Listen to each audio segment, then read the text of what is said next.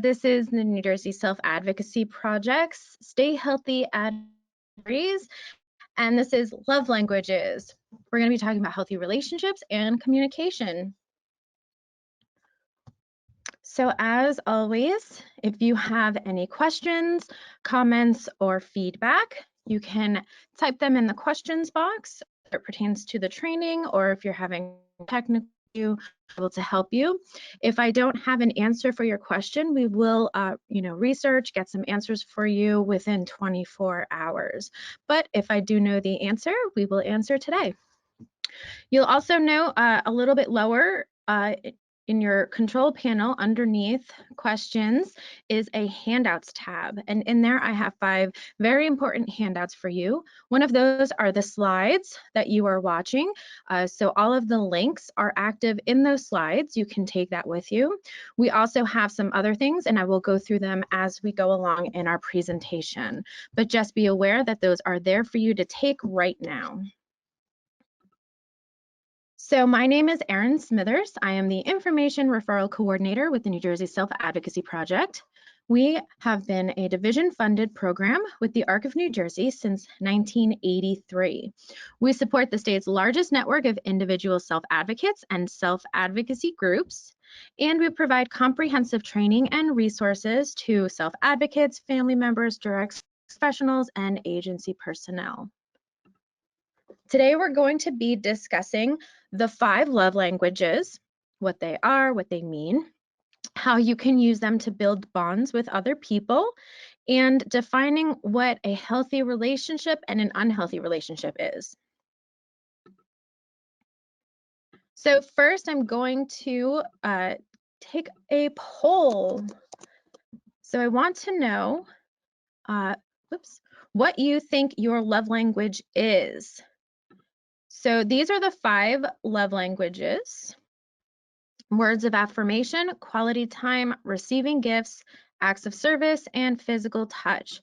So which one do you think you are? Do you think that you take love in better by words of affirmation, or spending time with someone, receiving gifts, acts of service, so things that people do for you, or physical touch? Don't worry if you are not sure what each of these means. We are going to go through them in detail, but I just want a quick kind of pre-webinar poll to see what you think you are. And there is no wrong answer to this. Wow, 100% voted. That's awesome. All right.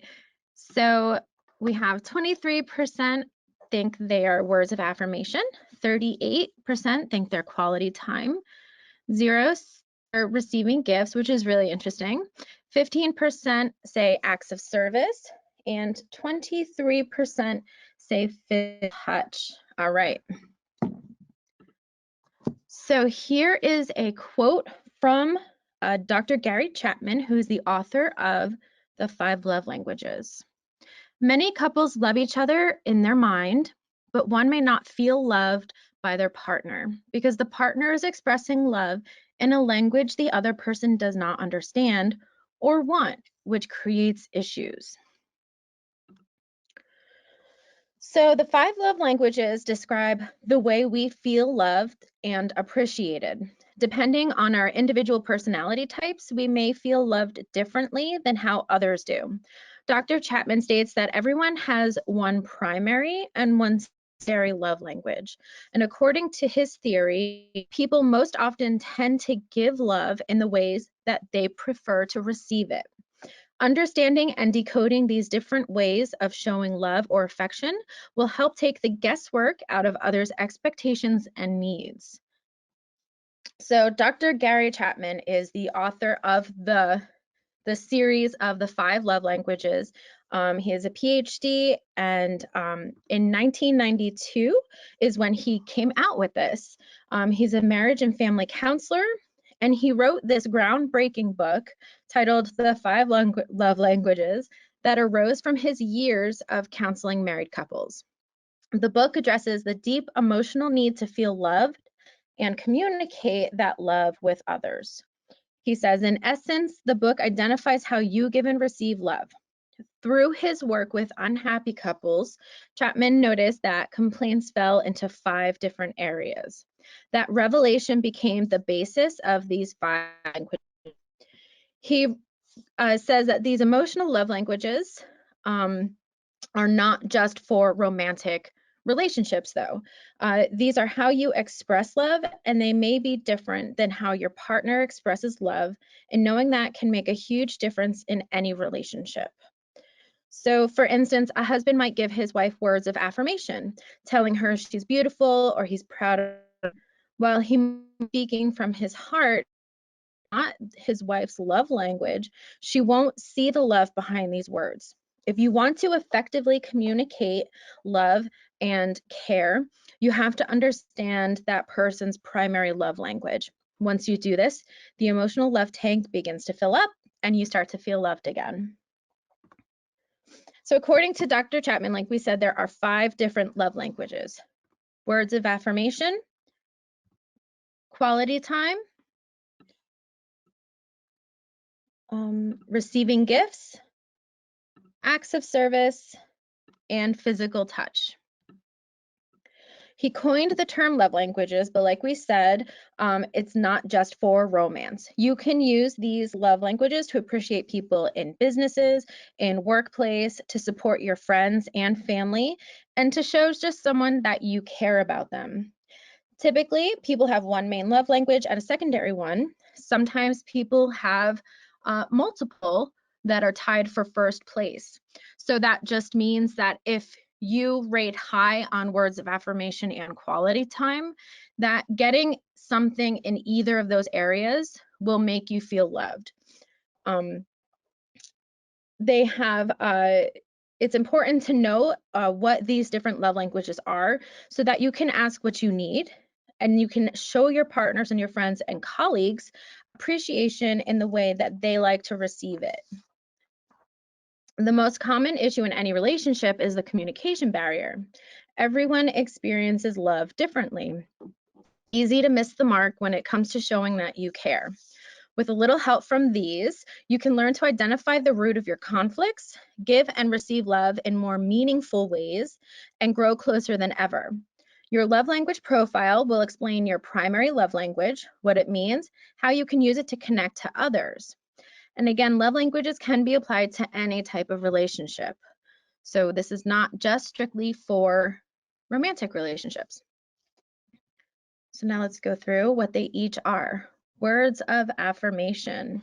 So you get a thrill from receiving compliments and unexpected praise. You like when others say they care about you or appreciate having you in their lives. You love feeling understood and receiving recognition for a job well done. Actions don't always speak louder than words. If this is your love language, unsolicited compliments mean the world to you. Hearing the words, I love you, are very important. Hearing the reasons behind that love sends your spirits skyward. Insults, however, can leave you shattered and are not easily forgotten. Words of affirmation are verbal clues for others to express how much they love and care about someone. Words of affirmation can also be compliments and reassurances that confirm inner love in an outer way. People who need words of affirmation need to hear from people they love frequently. And to feel loved, they need to hear out loud what the other person is thinking. You need words of affirmation if you find yourself constantly needing to hear from your loved ones or to get reassurance from them. People who want words of affirmation might also fish for compliments because this is the way that they feel most loved. Quality time. You're an excellent listener and always give others your undivided attention. You prefer not to be alone and think most activities are more fun with others involved. You always make time for your loved ones, even if you're not physically with them. You enjoy sharing new experiences with others more than receiving physical gifts.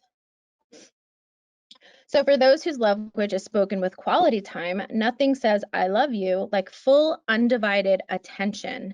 Being there for this type of person is critical, but really being there with the TV off, fork and knife down, all chores and tasks on standby make your significant other feel truly special and loved. Again, however, distractions, postponed dates, or the failure to listen can be even more hurtful. Quality time is about spending time together, enjoying each other's company. People who need quality time crave alone time with their loved one and want to catch up with them by having time alone where they can talk and bond. You need alone time if you find yourself constantly desiring to be with someone, not just hearing from them or writing to them. You do not feel satisfied or happy unless you can be with the person or the people that you love. Receiving gifts. You enjoy when your partner brings you favorite flowers just because. You like when your partner celebrates anniversaries, big and small, and you love being sent a surprise package at work. So receiving gifts. Don't mistake this love language for materialism. The receiver of gift thrives on the love, the thoughtfulness, and the effort behind the gift. If you speak this language, the perfect gift or gesture shows that you are known, you're cared for, and you are prized above whatever was sacrificed to bring you the gift. A missed birthday, anniversary, or a hasty, thoughtless gift could be disastrous. So would the absence of everyday gestures. The love language of gifts does not require large or extravagantly expensive gifts. It could be notes, CDs, flowers, or even just leaving a pastry. These small gifts are tokens of love to the giver or receiver. People who need gifts to feel validated, it helps them feel validated when you spend money or time picking something out for them. So the saying that it's the thought that counts especially applies here. You need gifts if you think or wait anxiously for the holidays or birthdays to see what your loved ones might get you. Gifts are usually a big test in relationships for people who speak the love language of receiving gifts. Acts of service or devotion. You like when your partner makes breakfast in bed. You like when your partner takes the dog for a walk, does the grocery shopping, or folds and puts away the laundry. You consider an uninterrupted hour of TV time a gift. So can vacuum floors really be an expression of love? And absolutely it can to people who speak acts of service. Anything you do to ease the burden of responsibilities weighing on an acts of service person will speak volume. The words he or she most want to hear are, let me do that for you. Commitments and making more work for them tell speakers of this language that their feelings don't matter. Acts of service are acts of love when someone performs an action for the other. This can be cleaning, cooking, driving, or even doing an errand. By doing that act of service, the other person feels love or shows love. People who need acts of service sometimes will ask their loved ones for favors or errands, not because it is easier, but rather because they need the affirmation of the other person's love. You need acts of service if you feel unwanted or unimportant, if someone does not follow through on a promise, or if someone doesn't do something you asked.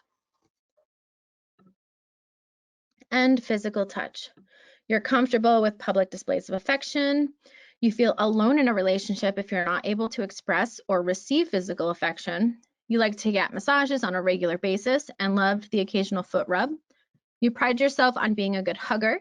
You like to sit close to others, and you look forward to kisses and intimacy with your partner more than anything else. A person whose primary language is physical touch is, not surprisingly, very touchy. Hugs, pats on the back, holding hands, and thoughtful touches on the arm, shoulder, or face can all be ways to show excitement, concern, care, and love. Physical presence and accessibility are crucial, while neglect can be unforgivable and destructive. Physical touch is showing love through hugging, cuddling, being intimate, or simply putting a caring hand on someone's shoulder. People who need physical touch want you to hug them. They want cuddle time, and they always typically show displays of affection in public.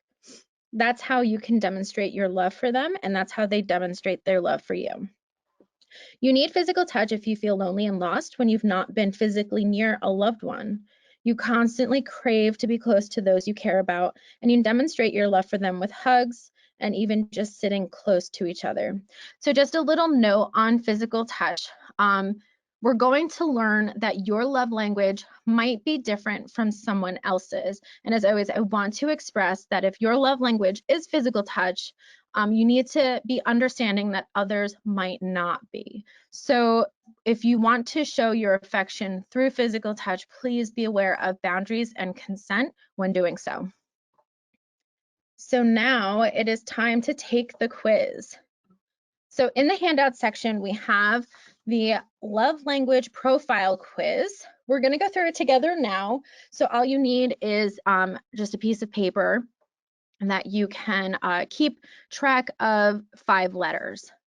However, it is available if you would like to do this on your own later. Again, it's in the handout section. You can just download that and take that with you.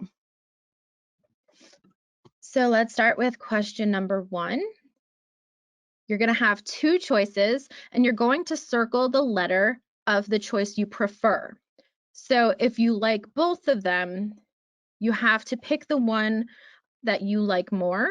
If you could only get one, which one would you want it to be?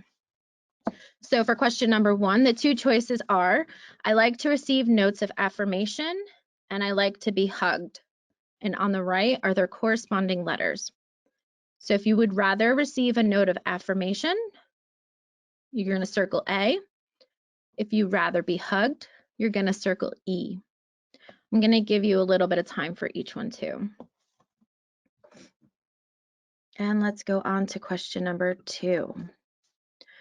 Your 2 choices are, I like to spend one-on-one time with the person who is special to me. That's option B. I feel loved when someone gives practical help to me. Option D. So if you would rather have one-on-one time, you're going to circle B. If you would rather have someone help you, you're going to circle D. Question number 3.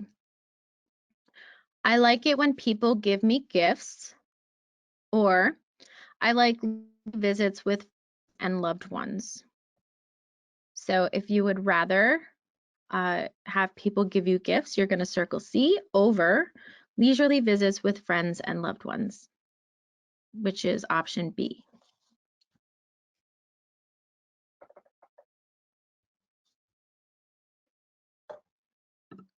Question 4. I feel loved when I love or admires puts their arm around me. And I feel loved when I receive a gift from someone I love or admire. Would you rather receive a gift, which is option C, or have someone put their arm around you, which is option E?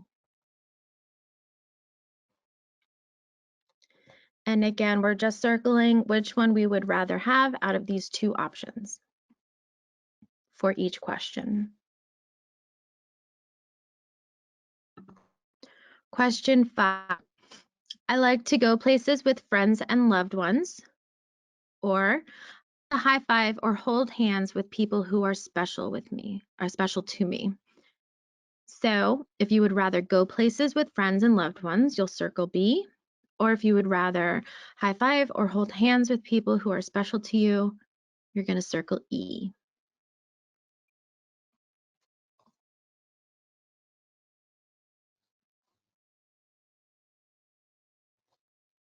Question 6.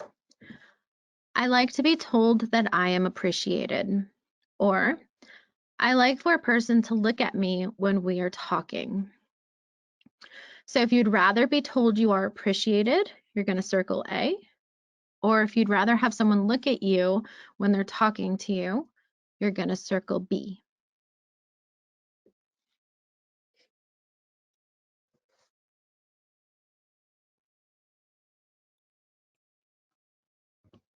Question number 7.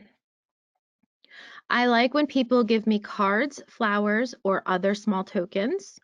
Or I feel loved when people affirm me, meaning giving me compliments.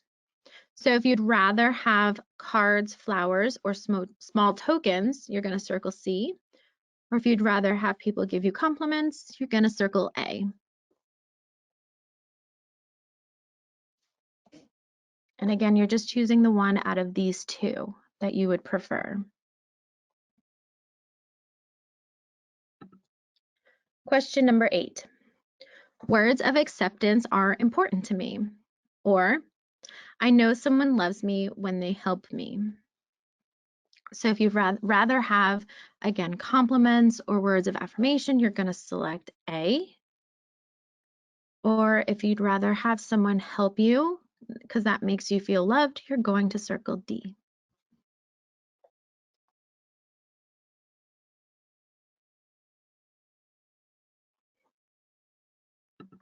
Question number 9. What someone does affects me more than what they say. Or hugs make me feel connected and valued. Which statement is more true to you? If it's what someone does affects me more than what they say, you're going to circle D. Or if it's hugs make me feel connected and valued, you're going to circle E.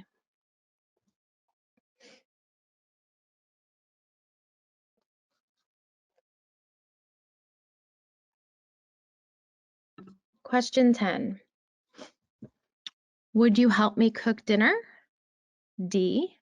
Or I like going fun places with you? B.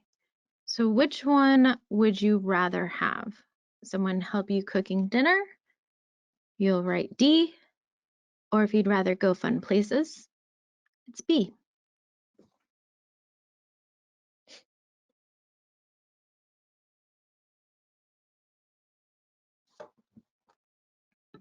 Question 11.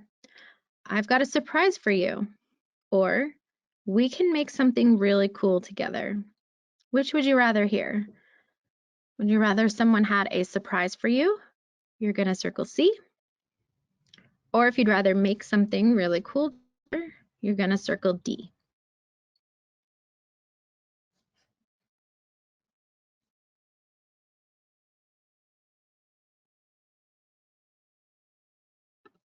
Question 12. How did you know how to do that? You're brilliant. Or I can't wait to give you your present. Which would you rather hear? How did you know how to do that? You're brilliant is option A. Or I can't wait to give you your present, option C.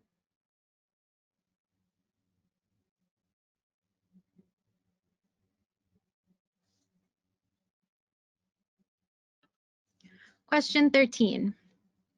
Would you like for me to scratch your back? Or let's spend the day doing whatever you want to do. So which one would you rather hear? Would you like for me to scratch your back is letter E. Let's spend the day doing whatever you want to do is letter B.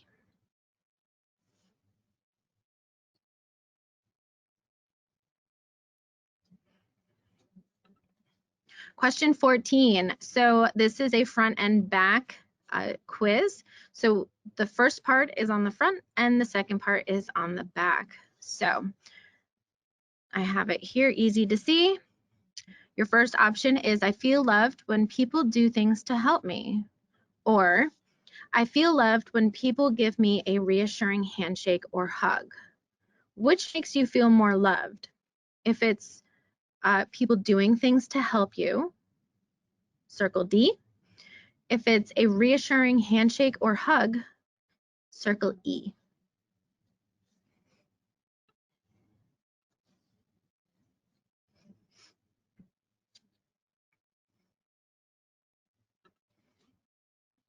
And question 15.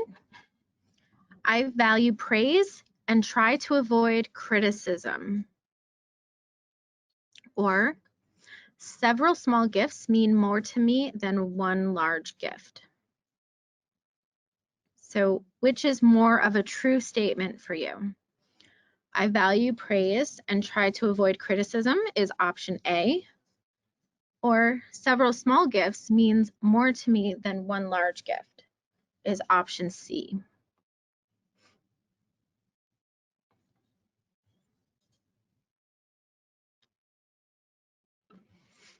Question 16. I need physical contact with people every day. Or I need words of encouragement and affirmation every day. Which one is more true? If you need physical contact with people every day, you're going to circle option E. Or if you need words of encouragement and affirmation every day, you're going to circle A.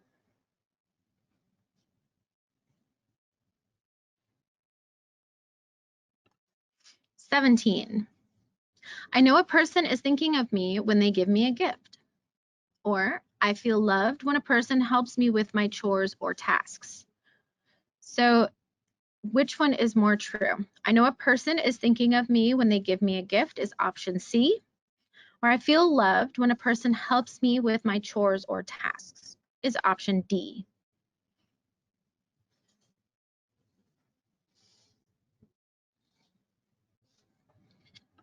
Question 18. I really enjoy the feeling I get when someone gives me undivided attention. Or, I really enjoy the feeling I get when someone does some act to serve me. Sorry. So if you really like how it feels if someone's giving you undivided attention, you're going to circle B. Or if you would rather have someone do an act to serve you, you're going to circle D.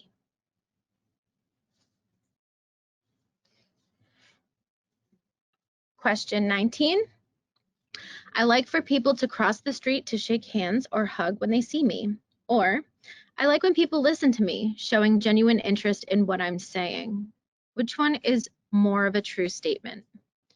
I like for people to cross the street to shake hands or hug when they see me is option E. Or, I like when people listen to me, showing genuine interest in what I'm saying is option B.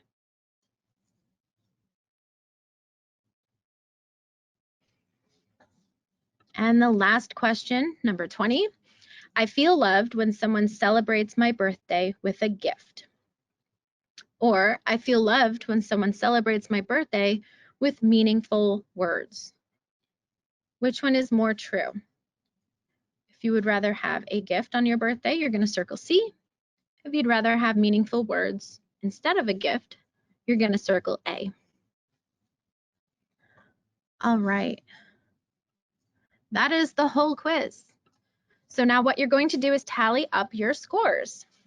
So if you just wrote them down on a piece of paper, you're going to count how many A's you have, and then you're going to count how many B's you have. If you did happen to have this quiz ahead of time, or if someone is filling out this quiz later, there is a little tally box on that handout that you can write everything in. So again, you're just going to want to count up how many A's, how many B's, how many C's, D's, and E's you have. Whichever one is the highest, or if you have a tie, those are both important to you. Those are going to be your love language. So the one with the highest letter is going to be your love language, your primary love language. The next is going to be your secondary love language. An important note, the one that is fifth is going to be the love language that is hardest for you to communicate. So if you are paired with someone who is your least favorite love language, and that is their most favorite, it's going to be a little bit harder for you to communicate, but not impossible. But that's why we're doing this, so that you know how you communicate and you know how they do as well. So now a quick poll. I want to know, did your love language change? From the poll that we took in the beginning, and you said which love language you were, did it actually change? Or was it the same? So if it changed to something different, you're gonna mark yes. If it did not change and it's the same, you're gonna mark no. It looks like it's pretty much tied of guesses that have changed or have not. So it's really interesting. The first time I took this quiz, it was not the response I thought I was, which was really interesting to know that something I thought I put value in turned out to actually not be as important to me. And it kind of changed the way I looked at how other people, like what other people did for me. So it was really interesting. So now that we know what kind of love language we are, You can also have other people in your life take this quiz as well to learn what their love language is. This can be helpful so you know if you're speaking the proper language with them. Also, let's find out exactly what each love language means and how it can help you build bonds with these other people in your life. So words of affirmation, mostly A's. You might find yourself saying, sometimes I just need you to tell me that you love me and that you're proud of me. What you do want to do is encourage your significant other by regularly reminding them how much you love them. You can never say, I love you too much. What you don't want to do is dole out undue criticism or be too hard with your feedback. If you make this mistake, be quick to apologize and follow up with some encouraging words. If your partner's love language is words of affirmation, you could send them a letter in the mail telling them that you appreciate them, leave them a sticky note on the bathroom mirror saying, I love you, or share something nice that they did on Facebook or Instagram. If your child's love language is words of affirmation, you can hang their art on the fridge, tell them how much you love it, give them a bracelet to wear that says, I love you, or write them a nice note and pack it with their lunch. If words of affirmation is your love language, you can write down what you like about yourself, read through your favorite quotes, repeat self-love affirmations to yourself in the mirror. So yes, like we've talked about in many, many other trainings, self-care is super important. And if you know what love language you speak, you can use that on yourself. Quality time is if you got mostly B's. You might say, the most important thing to me is spending one-on-one time with you. That's when I feel your love the most. So what you do want to do is spend one-on-one time with them. While group activities can still be quality time, there's nothing your loved one enjoys more than individual time with those they care about. What you don't want to do is use your phone or allow for other distractions to interrupt designated quality time. The last thing your loved one wants is to feel that you aren't listening to them. If your partner's love language is quality time, you can plan a romantic picnic without phones, schedule a weekly date night, buy tickets for a movie or play they've been wanting to see. If your child's love language is quality time, you can bake cookies or something else sweet together, play board games or video games with them, take a road trip or overnight trip together. If quality time is your love language, you can take a bath with a fizzy bath bomb or petals, read a book in bed, or attend yoga or meditation class. Receiving gifts. The gifts you give me have meaning. Even if something small and unexpected can show me how much you love me. So receiving gifts, what you do want to do is look for unique occasions to give your loved one a gift. A surprise gift is a great way to let them know you were thinking about them. What you don't want to do is buy a gift without putting thought into it. A thoughtless gift is worse than no gift at all. So be sure to only give them things that come from the heart. If your partner's love language is receiving gifts, you can bring them their favorite flowers just because. Make them a playlist or mix CD, explain why you chose each song for them. Sign them up for a class they've been wanting to try. If your child's love language is receiving gifts, you can let them pick out a new toy at the store, buy them a new outfit and lay it on their bed, or give them their favorite treat at the grocery store. If receiving gifts is your love language, you can buy yourself your favorite dessert, make DIY decor for your home, or have an extra glass of your favorite beverage. Acts of service, if you got mostly D's. You can talk the talk, but can you walk the walk? Sometimes I need you to show me you love me through your actions. So what you do want to do is offer help without being asked. You'll not only ease their load, but you'll have extra time to enjoy each other's company as a result. What you don't want to do is go back on a promise or neglect chores. Forgetting to do the bare minimum can add unnecessary stress and be seen as a lack of appreciation. If your partner's love language is acts of service, you can pack a surprise lunch for the next day at work, make them breakfast in bed, take the dog for a walk. If your child's love language is acts of service, you can make their bed for them when they forget, let them choose the movie the family watches, or cook them their favorite meal. If acts of service is your love language, you can start to use a laundry service to pick up your dry cleaning, order takeout food so you don't have to worry about cooking, or invest in a robotic vacuum. And lastly, physical touch, letter E, if you got mostly E's. Sometimes I just need a hug. I love the moments when we are physically close to each other. What you do want to do is make a point to sit close to your loved one or give them an affectionate hug. They'll always be happy to receive a little extra love. What you don't want to do is skip out on a hello hug. Forgotten affection can often hurt the feelings of your loved one, so try not to isolate yourself without explanation. If your partner's love language is physical touch, you can schedule cuddling time as a date, take them out for a night of dancing, or give them a back scratch before they ask for one. If your child's love language is physical touch, you can let them sit on your lap while you read to them, style their hair for them, or give them a surprise piggyback ride around the house. And if physical touch is your love language, schedule a manicure or a pedicure for yourself. Sleep with a weighted blanket, or you can go snuggle with pets at your local shelter. And again, if your communication is physical touch, just remember to take in the concern of other people's boundaries and their consent. So Dr. Chapman also mentions that everybody has a love tank. So you should regularly do a tank check to make sure your tank is full and that the people who care about you or the people that you care about also have a full tank. This simply means to check in with them and make sure they're getting the attention and the care that they need. So he equates it to the gas tank of a car. If there's no gas, the car's not going to go.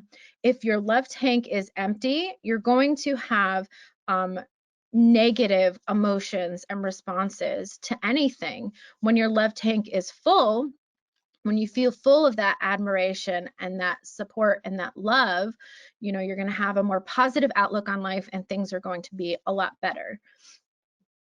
A love tank is filled by the frequency of emotional connections, and it gets emptied by disconnects.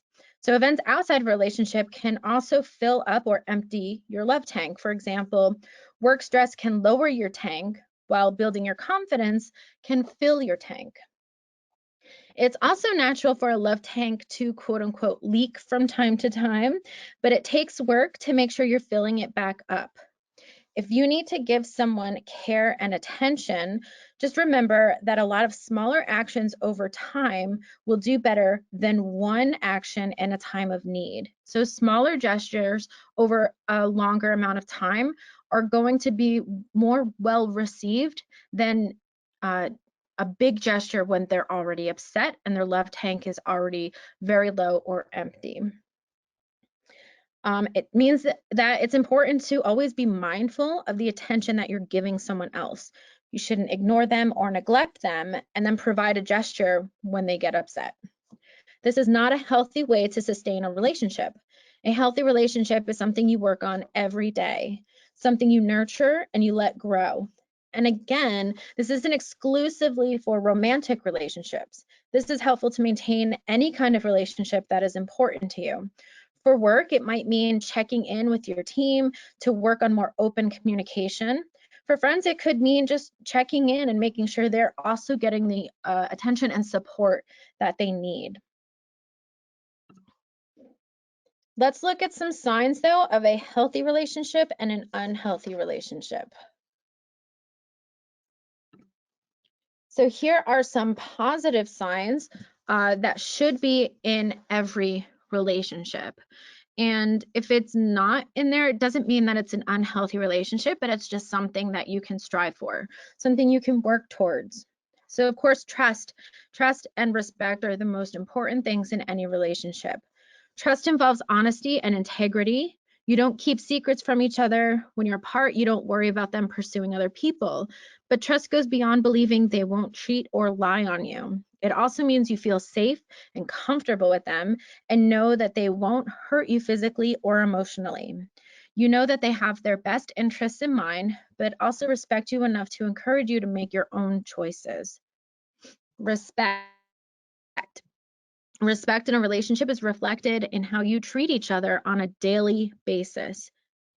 Even if you disagree or have an argument, and that does happen in healthy relationships, you're able to respect and value each other's opinions and feelings.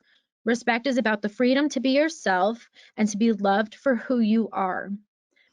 But again, while it's important to respect your partner in a relationship, it's also very important to have respect for yourself, whether you're single or you're dating.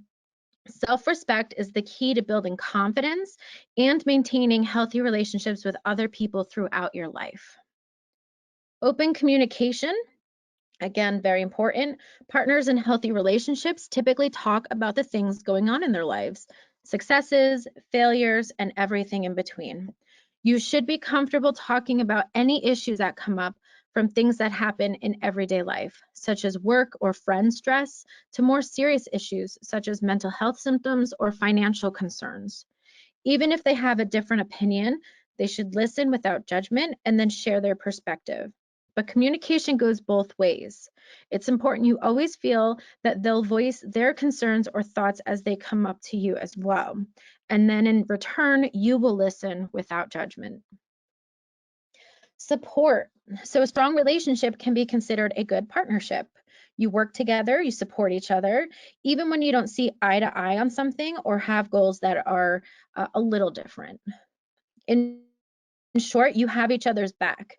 You know you can turn to them when you're struggling, and you're always ready to offer support when they need you. Individualism. Healthy relationships are best described as interdependent. Interdependence means you rely on each other for mutual support, but you still maintain your identity as a unique individual. In other words, your relationship is balanced. You know you have their approval and love, but your self-esteem doesn't depend on it.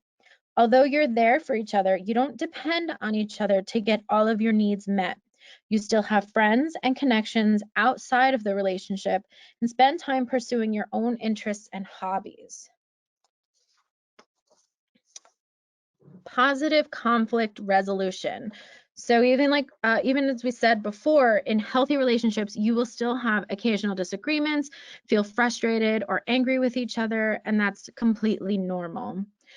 It doesn't mean your relationship is unhealthy. What matters most is how you address that conflict. If you can talk about your differences politely, honestly, and with respect, then you're on the right track. Partners who address conflict without judgment or contempt can often find a compromise or a solution. And something to just kind of remember and keep in the back of your head is, in a positive relationship, there should be at least 20 positive moments to every negative moment outside of a conflict. In a conflict, so if you're in a debate or an argument or a disagreement, it should be 5 positive moments to every 1 negative moment. So in total, the positive needs to heavily outweigh the negative. Let's look at some negative aspects. Some of these are definite red flags, and you need to be very aware. These can be signs of an unhealthy relationship or something that could lead to an unhealthy relationship. Constant unhappiness. If you feel upset, unhappy, or sad more than you feel happy, that is something to look more into. Like we just talked about, if the negative outweighs the positive, then it could no longer be a healthy relationship.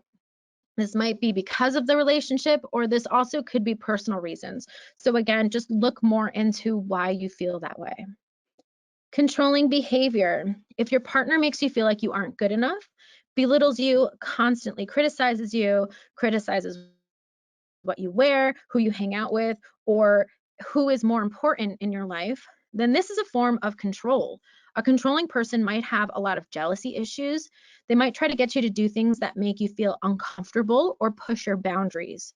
Controlling behavior can also include constantly calling or texting over and over, even when asked to stop. Lack of communication. Communication is so important in any relationship. This is how you discuss boundaries, hopes, goals, as well as learning about the other person. If someone is not communicating, it can be detrimental to the relationship because then one side is not expressing true and honest feelings or emotions. And abuse. Big, big red flag. Abuse is never okay, and it comes in many forms.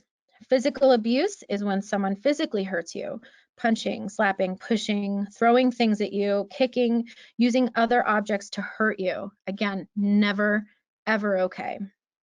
Verbal or emotional abuse happens when someone uses words or emotions to control or to hurt you, yelling at you, insulting you, or lying constantly. And psychological abuse can include things like gaslighting, which is when someone makes you question your sanity, denying things you know happened, trying to trick you, playing with your perceptions, your memories, or reality. Psychological abuse could also just be someone trying to confuse you, making you feel anxious, or that you're just unable to trust yourself. If you find yourself in a situation where any of these things happen, please talk to someone, anyone. And again, please remember, this is not just for romantic relationships, but friendships and family can also be abusive as well. If someone does not apologize, this might be a sign of an unhealthy relationship, because a part of a positive relationship is taking responsibility for things that you're sorry for. We all make mistakes, right? But you need to have that respect aspect to let the other person know that you're sorry and that you're trying to make positive changes. If someone doesn't apologize, then that conflict might not be fully resolved and it could turn into resentment. And lastly, ultimatums. Ultimatums are when you must choose between two things, and it's usually a sign that things are unhealthy. Examples could be having to choose between someone and your family, or having someone say, if you don't do this, then you don't love me. It could also be saying something like, if you don't do this, then I'll find someone who does. It puts stress on a relationship and is not a healthy way to communicate. So this is Dr. Chapman. This is the person who came up with these 5 love languages. And this video is all about how to address things that you might want changed in someone so that we can learn. Nobody's perfect. There's going to be something that maybe upsets you or aggravates you, but it's how you communicate that with the other person that can really change the direction of the relationship. So he has some advice if there is something negative you want to say or something you want to bring up to someone on how you can do it in the best way. Today I want to talk about how to share the things that bug you. Let's be honest. All of us are irritated by certain things about our spouse, okay? Things you didn't know before you got married, never dreamed about before you got married, but they just irritate you to death. You know, in the past, I've talked about how I was irritated by the way my wife loads the dishwasher. You know, I load it in an organized manner. She loads it like she's playing Frisbee, okay? And that irritated me to death.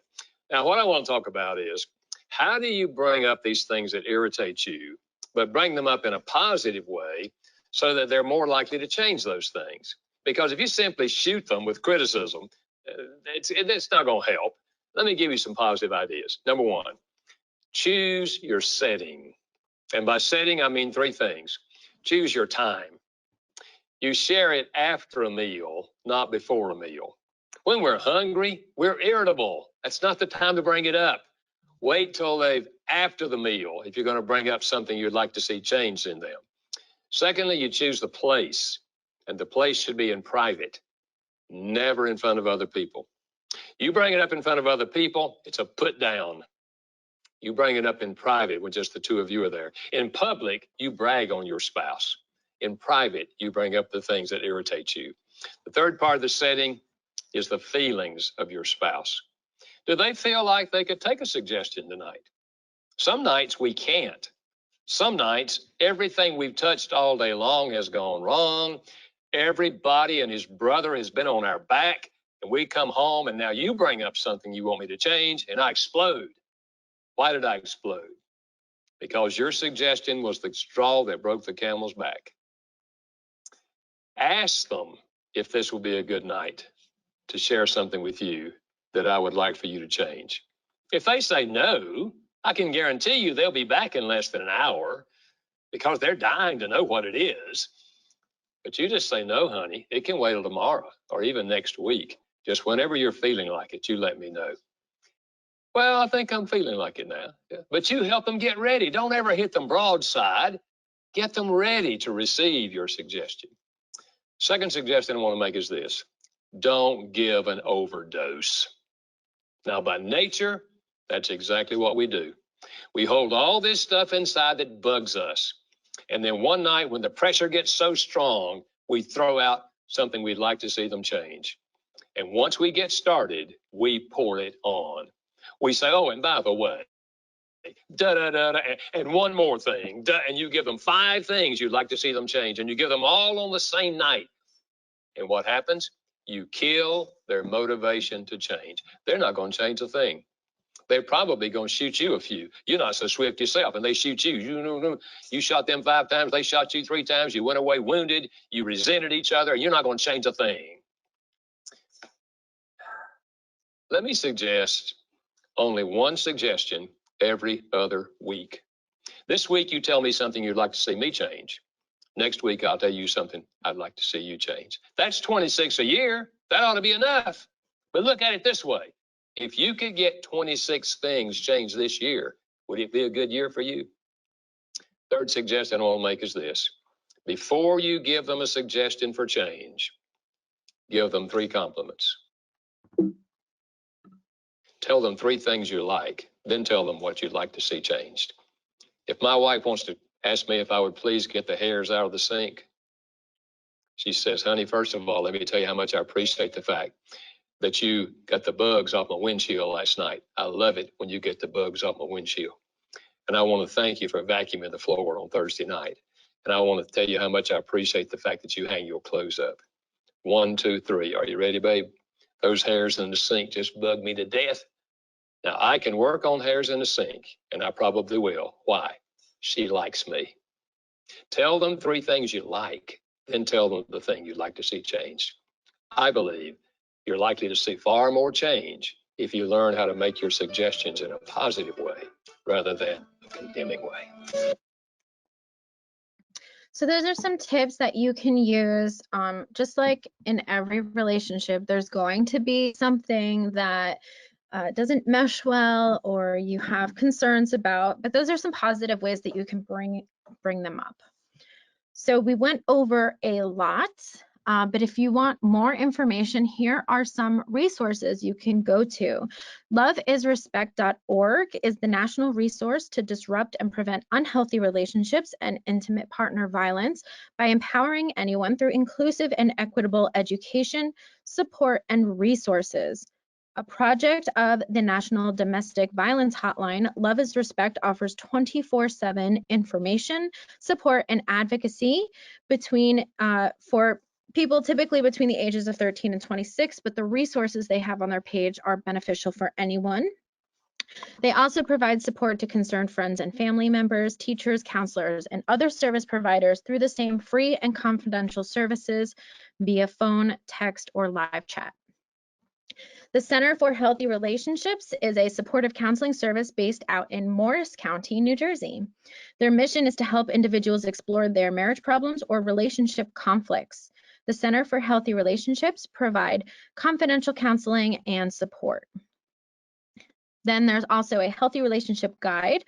Young people living with disabilities and their families and healthcare providers helped create this guide. It lists their favorite sources of information about growing up healthy and safe. And then lastly, we have the abuse hotlines. This is the New Jersey state page for all hotlines dealing with relationships and abuse. These are all toll-free hotlines available 24/7, and some have text line options. So these are clickable links. If you go into the handout section and download the slides, all of the links will be there. if you access it on your computer. Otherwise, if it's something that you're printing out, you can go to our resource page that's at the end of this slide set, and all of the links are there. Whoops. There we go. We also offer free virtual trainings on a lot of these topics like healthy relationships, healthy communication, stress management, and self-confidence training. So if you're interested in getting any of those trainings, you can reach out to us with our information at the bottom of this flyer. Since we are on the subject of what we also offer something every day of the week. So this is available in your handouts tab as well. You can see what we offer during the week. Some are interactive events, some are things that you can check out on our social media.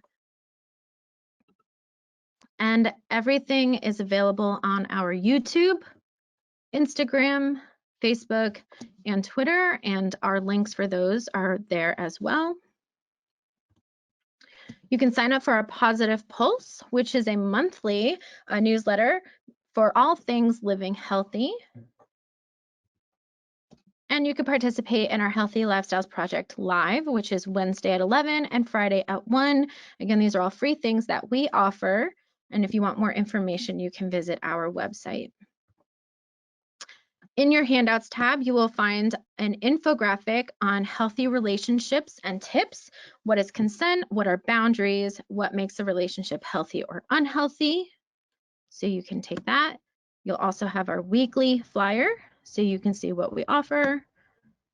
We also offer healthy relationship workshops, where it's a free workshop that we focus on different types of relationships that people will experience in their lives. If you would like us to do this for your agency or your program, let us know.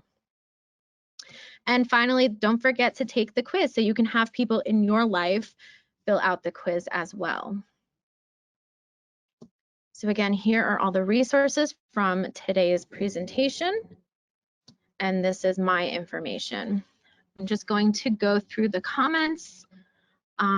Julia, you recommended a compliment sandwich. Those are also nice. That's basically a compliment, a little criticism, and a compliment. I do like the idea of only doing one piece of criticism at a time. It might be enough for people to handle, but compliment sandwiches are also a really positive way to let someone know that you still love and care about them, but that there is something that you would like changed. And I see someone got tied for 2 choices. So again, that just means that you have 2 primary love languages, and anything in those 2 will help you feel loved and appreciated. So I want to thank you all for joining. Again, I apologize about that mishap in the beginning, but we got all the information out there. This information will be available on our website as well within 2 days, and you can check that out on our YouTube or on our homepage. Thanks so much for joining, and I hope you have a fantastic day.